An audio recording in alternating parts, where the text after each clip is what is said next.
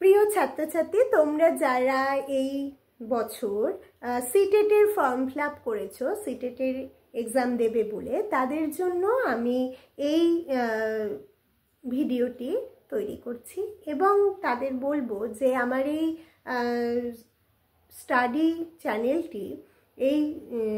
চ্যানেলটি কিন্তু বিভিন্ন কম্পিটিটিভ এক্সাম, শুধু সিটেট নয়, WBCS বলো বা পিএসসি যাবতীয় পরীক্ষা, কিংবা যারা এখনও স্কুল কলেজের স্টুডেন্ট আছো তাদের জন্য, সবার জন্যই কিন্তু আমার এই চ্যানেলে প্রোগ্রাম হয়ে থাকে। তো যারা এখনও আমার এই চ্যানেলটি সাবস্ক্রাইব করোনি তাদের বলবো অবশ্যই সাবস্ক্রাইব করবে, কারণ তাহলে যে নতুন নতুন তোমাদের জন্য আমি পড়ার বিষয় নিয়ে আসি সেগুলো তোমরা পাবে এবং তোমাদের পরীক্ষার ক্ষেত্রে কিন্তু খুব উপকার হবে। তো যারা সিটেটের পরীক্ষা দিচ্ছ তাদের বলবো যে বাংলায় কিন্তু আমি প্রথম এই ভিডিওগুলো দিচ্ছি। এর আগে হয়তো তোমরা দেখেছো যে বাংলাতে কিন্তু এতভাবে ডিসকাস করা সিটেটের কোশ্চেন হয় না, মূলত হিন্দি অথবা ইংলিশ এই দুটো ভাষা কিন্তু ইউজ করা হয়। কিন্তু আমি বাংলা মিডিয়ামের স্টুডেন্টদের কথা মাথায় রেখে এই চ্যানেলে সিটেট বাংলাতে আমি উপস্থাপন করছি যাতে তোমাদের পরীক্ষাতে সুবিধা হয়। তো সিটেটে যে চ্যাপ্টারগুলো পরীক্ষায় থাকে সেই চ্যাপ্টারগুলো তোমাদের আমি আজকে আর বলছি না, কারণ আমি জানি তোমরা সকলেই জানো পেপার 1 এবং পেপার 2, সেক্ষেত্রে কিন্তু দুটো পেপারই কিন্তু চাইল্ড ডেভেলপমেন্ট এবং পেডাগোগি এই চ্যাপ্টার থেকে তোমাদের কিন্তু এক্সামে পরীক্ষায় আসে এবং তার জন্য তোমাদের পরীক্ষার উপযোগী করে আমি বিস্তারিত তোমাদের আলোচনা করব এবং চেষ্টা করব কোথা থেকে তোমাদের পরীক্ষায় আসবে সেগুলোও আমি আলোচনার মাধ্যমে বলে দেওয়ার।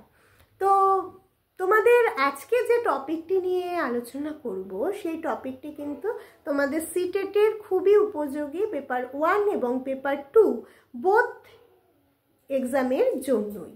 তো চলো শুরু করা যাক। আজকের চ্যাপ্টারটির নাম হলো মানব জীবন বিকাশের তত্ত্বগুলি।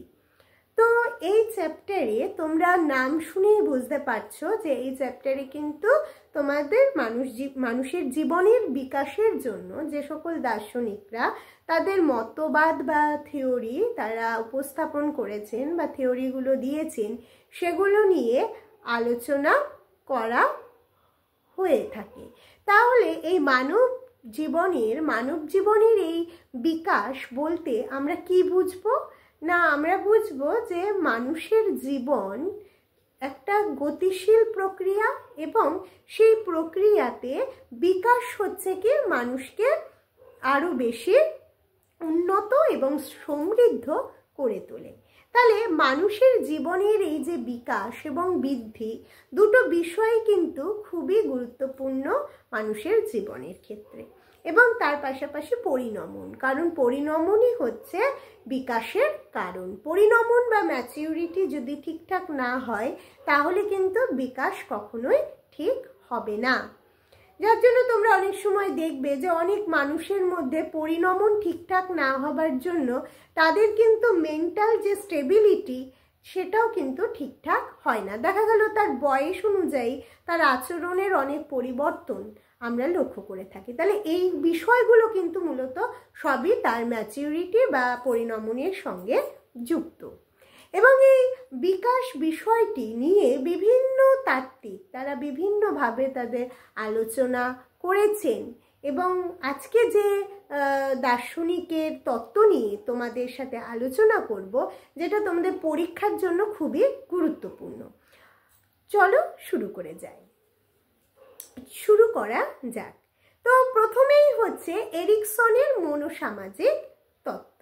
তাহলে এরিকসন তার যে মনোসামাজিক তত্ত্ব বা এরিকসনস সাইকো সোশ্যাল থিওরি, সেক্ষেত্রে আমরা দেখব যে এরিকসন তার মনোসামাজিক তত্ত্বে কিন্তু তিনি ফ্রয়েডের কিছু ক্ষেত্রে তত্ত্বকে তিনি অনুসরণ করেও তার তত্ত্ব থেকে মূল বিষয়গুলোকে তিনি নিলেও তার মধ্যে কিছুটা নিজস্বতাও কিন্তু রেখেছিলেন। এবং এই এরিকসন তিনি ছিলেন একজন জার্মান মনোবিদ এবং তিনি ছিলেন দার্শনিক ফ্রয়েডের একজন প্রত্যক্ষ ছাত্র। তার ফলে ফ্রয়েডের যেহেতু ছাত্র ছিলেন, তাহলে ফ্রয়েডের যে প্রভাব তার মধ্যে কিন্তু পড়া খুবই স্বাভাবিক। তাই তার তত্ত্বের মধ্যে আমরা কোনো সময় দেখব ফ্রয়েডের যে মনোসমীক্ষণবাদ বা সাইকো অ্যানালিটিক ভিউ, সেগুলো কিন্তু তার তত্ত্বে এরিকসনের যে সাইকো সোশ্যাল থিওরি তার মধ্যে পড়েছে।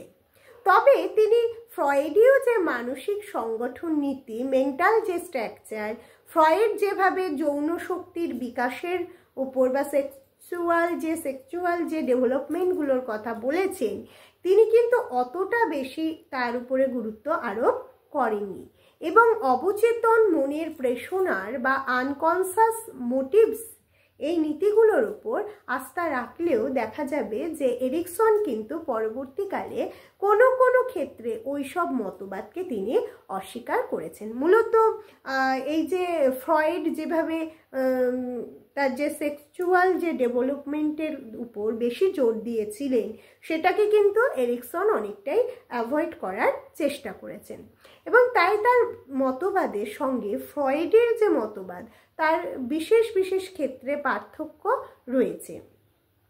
তবে একথাও ঠিক যে এরিকসন ফ্রয়েডের অন্যান্য ছাত্রের মতো তার সম্পূর্ণ বিরোধিতা কিন্তু করেননি। তিনি মূলত মনোসমীক্ষণবাদকে বিস্তৃত করেছেন এবং তার মাধ্যমে তিনি মানুষের জীবনের বিকাশের যে প্রক্রিয়া তাকে ব্যাখ্যা করতে চেয়েছেন এবং এরিকসন তিনি ফ্রয়েডের মতো জীবন বিকাশের ক্ষেত্রে একমাত্র ব্যক্তি ঈদকে প্রাধান্য দেননি, তিনি এটাই কিন্তু মনে করেন এবং ব্যক্তির সামাজিক পরিবেশের গুরুত্বকেও তিনি স্বীকার করেছেন। তাই তার তত্ত্বকে মনোসামাজিক তত্ত্ব বা সাইকো সোশ্যাল থিওরি বলা হয়। তাহলে এখান থেকে তোমাদের একটা পরীক্ষার প্রশ্ন আসতে পারে যে এরিকসনের তত্ত্বে আমরা কোন দার্শনিকের প্রভাব লক্ষ্য করি? অবশ্যই দার্শনিক ফ্রয়েডের প্রভাব আমরা লক্ষ্য করে থাকি। তা আরেকটা প্রশ্ন তোমাদের আসতে পারে যে এরিকসনের তত্ত্বকে কি বলা হয়? মনোসামাজিক তত্ত্ব বা সাইকোসোশ্যাল থিওরি। এবার দেখব যে এরিকসনের যে মনোসামাজিক তত্ত্ব তার মূল যে ভিত্তি কি ছিল। এরিকসনের তত্ত্বের সম্পর্কে আলোচনা করতে হলে আমাদের প্রসঙ্গক্রমে ফ্রয়েডের কথাও কিন্তু এসে পড়ে। ফ্রয়েড বলেছিলেন যে মানুষের অবচেতন মনে অবস্থিত রয়েছে কি ঈদ। এই ঈদ সকল আচরণের উৎস এবং তার থেকেই এই অহম বা ইগোর সৃষ্টি হচ্ছে। তাহলে ঈদ থেকেই অহম বা ইগোর সৃষ্টি হয়। এরিকসন বলছেন মানুষের অহম ও ইগো জন্মাবস্থায় বর্তমান থাকে।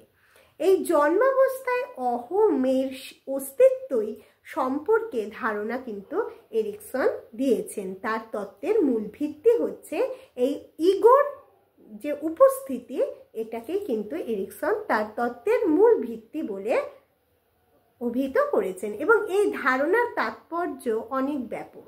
প্রথমত, অহম যেহেতু জন্মাবস্থায় স্বাধীনভাবে অবস্থান করে, সেহেতু ফ্রয়েড যে বলেছিলেন যে ইগোকে শক্তি যোগায়, সে অনুমানের প্রয়োজন কিন্তু এখানে হচ্ছে না। কারণ দেখো, এরিকসন বলছেন একজন ব্যক্তির মধ্যে অহম কিন্তু প্রথম থেকেই থাকে, জন্মাবস্থায় থাকে। তাহলে ফ্রয়েড বলছিলেন যে ঈদ থাকে, ঈদ এবং ঈদের আগে সৃষ্টি হয়, তারপর ঈদ থেকে অহম সেই শক্তিটা পেয়ে থাকে। কিন্তু এরিকসন বলছেন না, ঈদ এবং ইগো বা অহম এ দুটো জন্মাবস্থাতেই ব্যক্তির মধ্যে উপস্থিত থাকে, এর জন্য কোনো অনুমানের প্রয়োজন হয় না। অর্থাৎ এরিকসনের মতে অহম হলো একটা স্বাধীন সত্তা এবং অহম যেহেতু ঈদের শক্তির উপর নির্ভরশীল নয়, সেহেতু আচরণের ব্যাখ্যার জন্য কিন্তু তাদের মধ্যেকার দ্বন্দ্বের একটা সূচনা হয়ে থাকে। এবং এই দ্বন্দ্বের অনুমান করাও কিন্তু কোনো প্রয়োজন নেই। অর্থাৎ এই ধারণা অনুযায়ী ঈদ এবং অহমের মধ্যে কোনো দ্বন্দ্বই নেই। অহম সম্পূর্ণভাবে দ্বন্দ্বমুক্ত বা কনফ্লিক্ট ফ্রি। এটাই এরিকসনের মূল তত্ত্বের বিষয়। তবে একথাও স্মরণ রাখার দরকার আছে তোমাদের যে তিনি কিন্তু মানুষকে সম্পূর্ণ দ্বন্দ্বমুক্ত মনে করেননি। তিনি বলেছেন মানুষের জীবনে দ্বন্দ্ব আছে, কিন্তু সে দ্বন্দ্ব দরকার, এবং সেই দ্বন্দ্ব কিন্তু এই ঈদ এবং ইগো এবং সত্তা, যেটাকে আমরা সুপার ইগো বলছি, এই ঈদ, ইগো এবং সুপার ইগো এই তিনটির মধ্যে নয়, দ্বন্দ্ব হলো ব্যক্তি এবং সমাজের মধ্যে। তাহলে এরিকসনের এই তত্ত্বের মধ্যে দেখো আমরা কিন্তু ফ্রয়েডের যে থিওরি ঈদ, ইগো এবং সুপার ইগো, এই তত্ত্বের কিছু কিছু প্রভাব পাচ্ছি, কিন্তু তাদের দৃষ্টিভঙ্গিগত কিন্তু অনেক ফারাক রয়েছে। এবার দেখো, তাহলে এরিকসন বলছে কি যে ঈদ, ইগো এবং সুপার ইগোর মধ্যে কিন্তু ব্যক্তির কোনো দ্বন্দ্ব নেই। দ্বন্দ্বটা আছে কিসের মধ্যে? না, ব্যক্তি এবং সমাজের মধ্যে।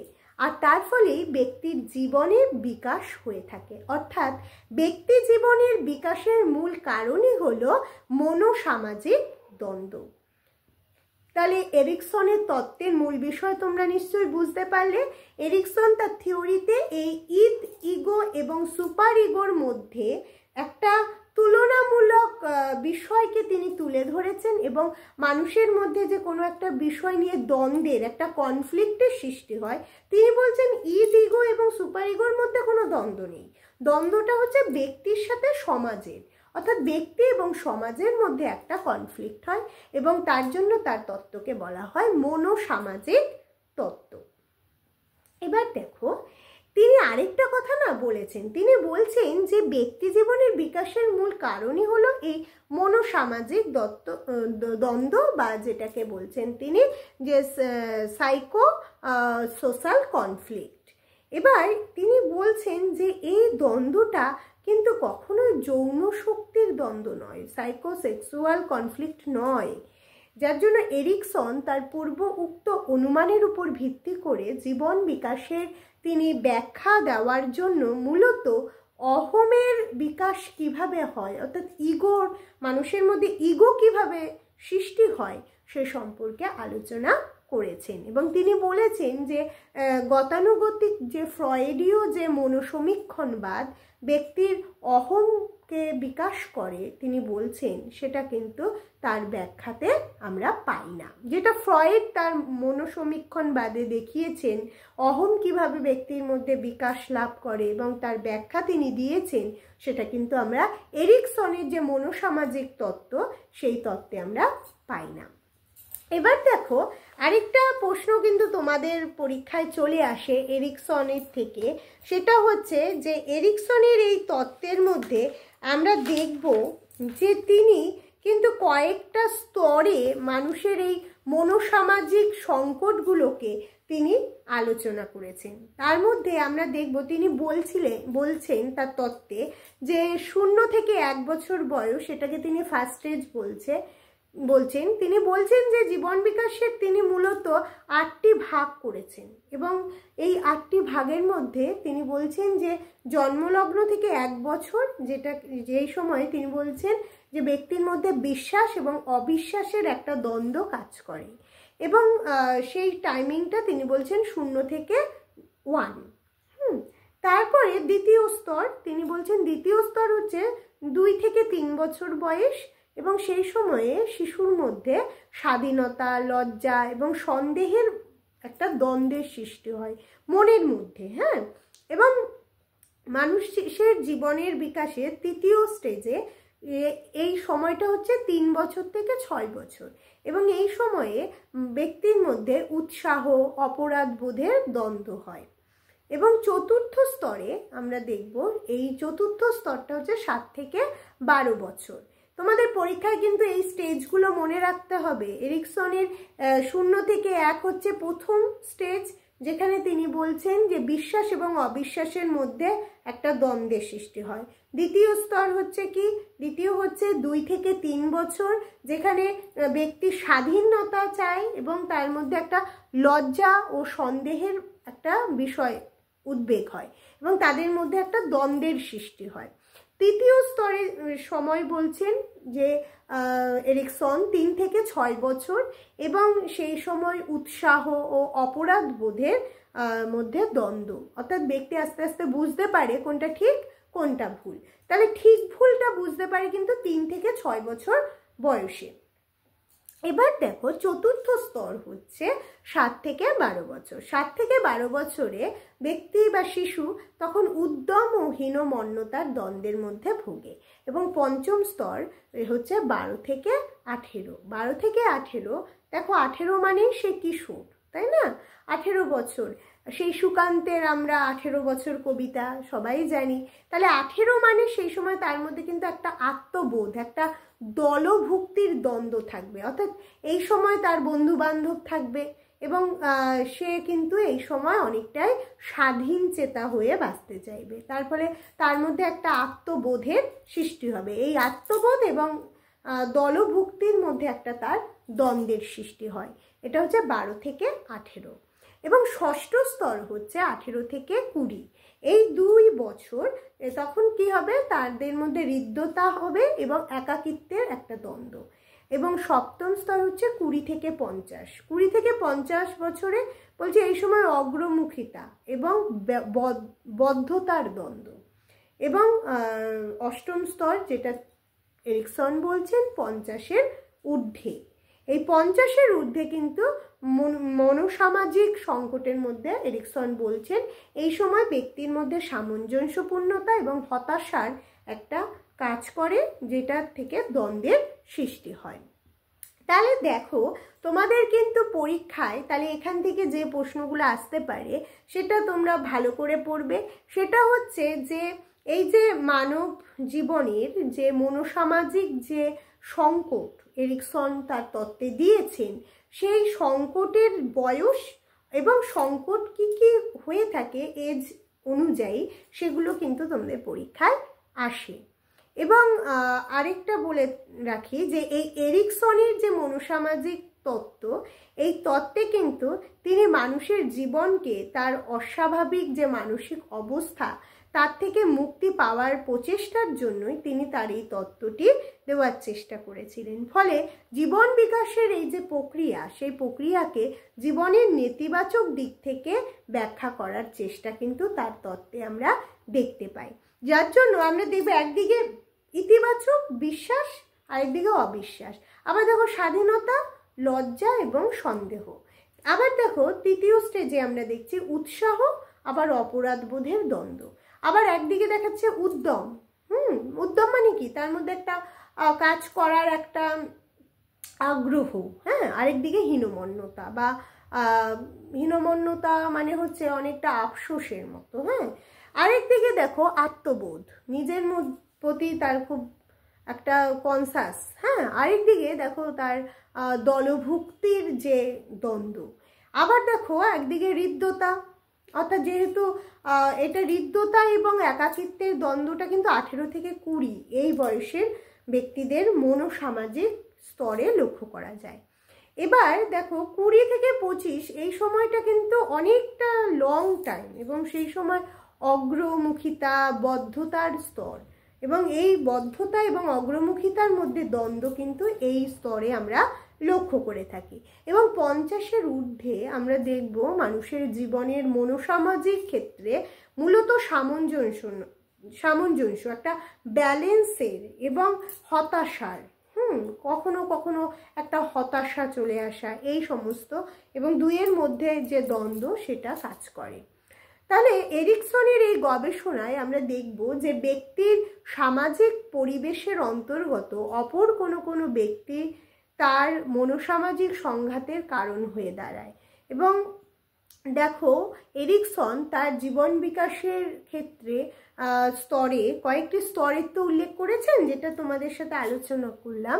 সেই স্তরগুলো বিকাশের ক্ষেত্রে তিনি বলছেন যে ব্যক্তি জীবনে এই বিভিন্ন সময়ে কতগুলো মনোসামাজিক বা সাইকো সোশ্যাল সংকটের সৃষ্টি হয়, আর এই সংকটের কারণেও কিন্তু ব্যক্তি ও সমাজের মধ্যে সংঘাতের ফলেই সৃষ্টি হয়। যেহেতু জীবন বিকাশের এক একটি স্তর হিসেবে তিনি কিন্তু এই সংকটগুলোকেই চিহ্নিত করেছেন এবং তিনি এরকম জীবন বিকাশের 8টি স্তরের উল্লেখ করেছেন, যেগুলো নিয়ে আমি তোমাদের সাথে আলোচনা অলরেডি করে ফেলেছি।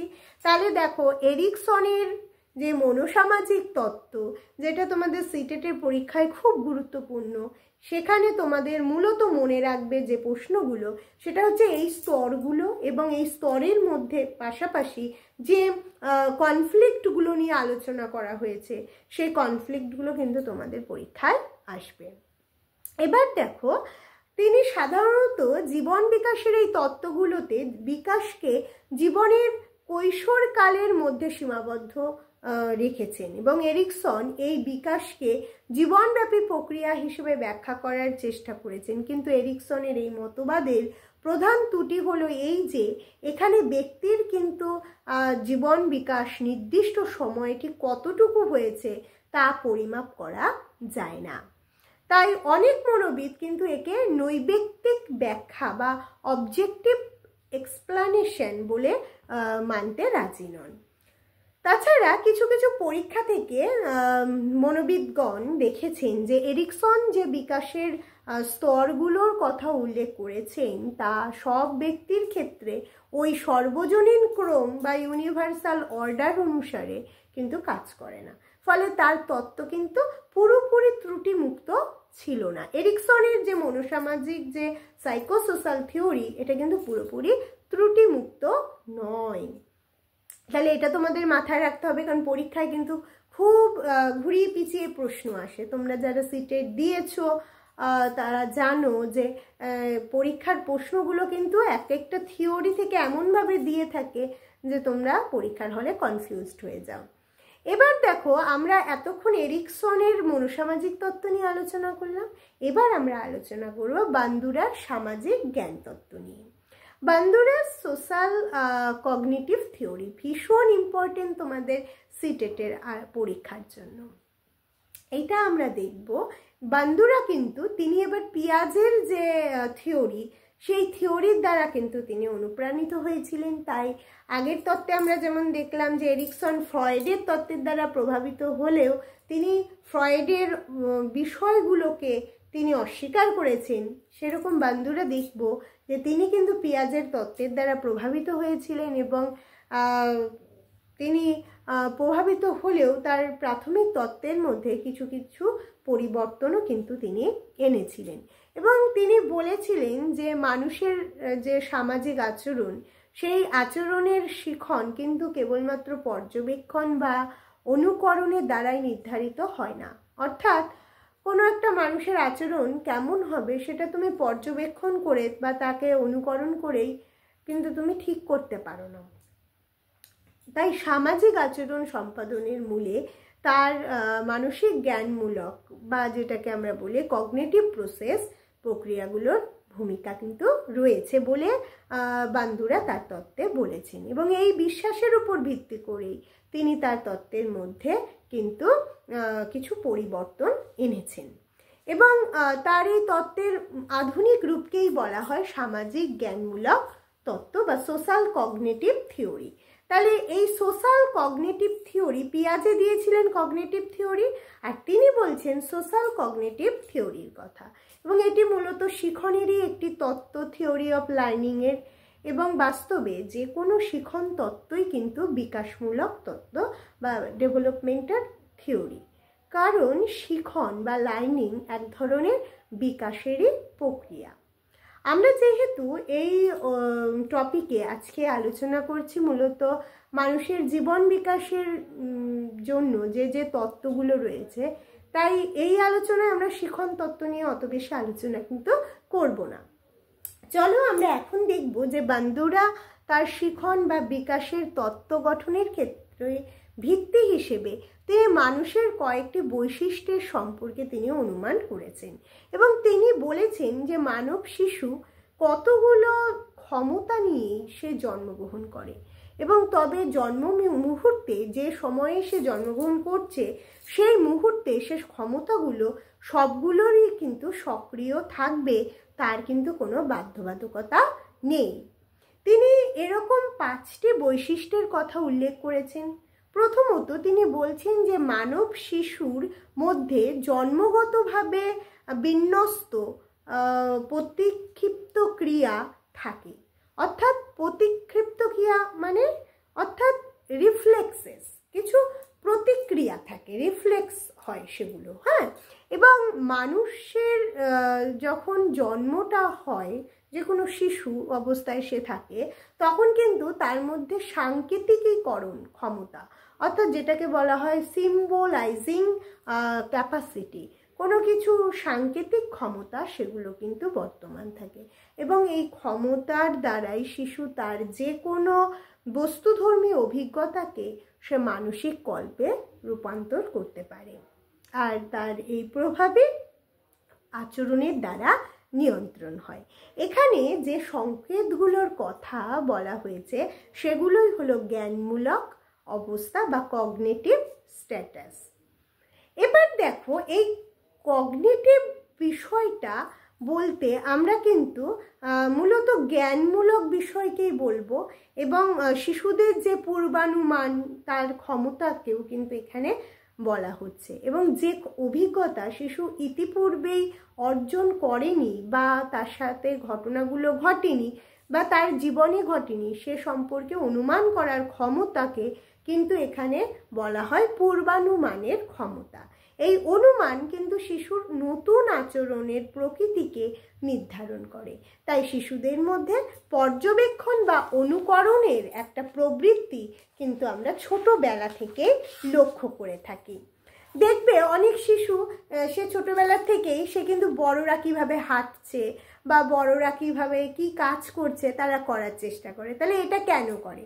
এই যে বললাম যে তাদের মধ্যে একটা অনুকরণ করবার একটা টেন্ডেন্সি থাকে, তাই এই ক্ষমতাকে বান্দুরা বলেছেন এটা হচ্ছে ভিকেরিয়াস লার্নিং।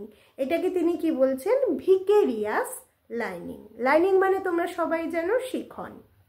এই ক্ষমতার বলে মানুষ কিন্তু অনেক আচরণ অনুকরণের মাধ্যমে আয়ত্ত করে এবং শিশুদের এই আত্মবিশ্লেষণের ক্ষমতা থাকে যার দ্বারা তারা নিজের কোনো অভিজ্ঞতাকে বিবেচনা করতে পারে এবং তার উন্নতি বা পরিবর্তনের ব্যাপারেও সিদ্ধান্ত গ্রহণ করতে পারে। বান্দুরা তার মানব শিশু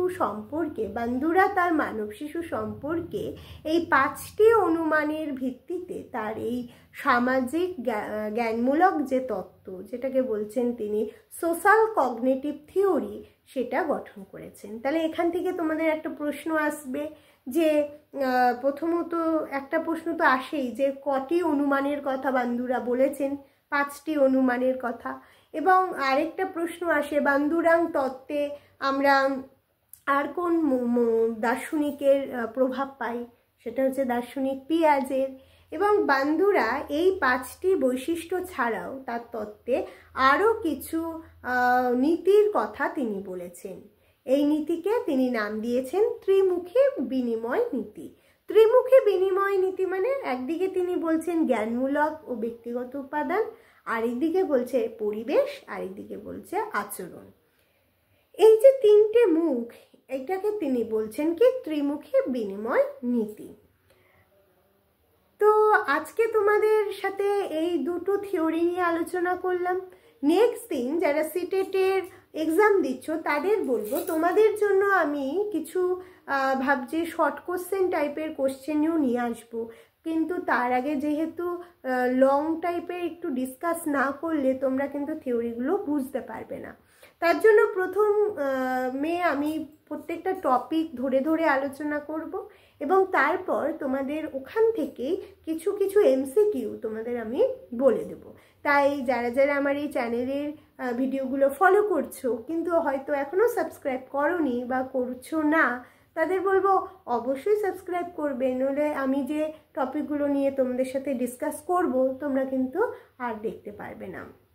তাই সবাইকে আজকের মতো এখানেই আমি বিষয়টির আলোচনা করলাম। পরের দিন অন্য টপিক নিয়ে, অন্য থিওরি নিয়ে আলোচনা করব। আজকের ক্লাস এখানেই সমাপ্ত।